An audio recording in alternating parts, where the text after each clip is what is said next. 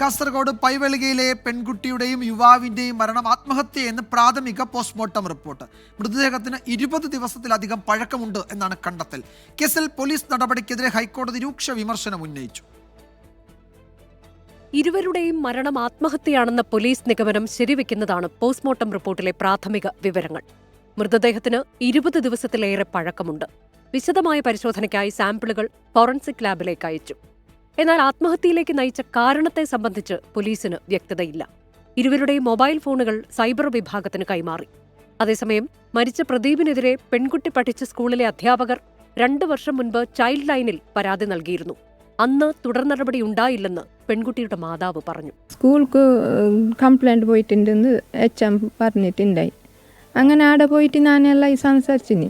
ആടെ കാസർഗോഡ് വിദ്യാനഗറിൽ പോയിട്ട് ഞങ്ങൾ പോയിക്കൊണ്ടുള്ള ഈ കാറിലെല്ലാം പോയിക്കൊണ്ടുണ്ടായി. മാത്രമല്ല അത്ര സംശയം എന്തുണ്ടായിട്ടില്ല. ഈടെ വരാനില്ല. ഞങ്ങൾ പോകുമ്പോൾ നാ വിളിക്ക ഇല്ല ഉള്ളിലെല്ലാം വരല്ലവ.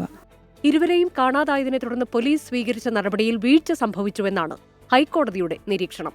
VIP-യുടെ മകളാണെങ്കിൽ പോലീസ് ഇങ്ങനെ കാണിക്കുമോ എന്ന് ഹൈക്കോടതി ചോദിച്ചു.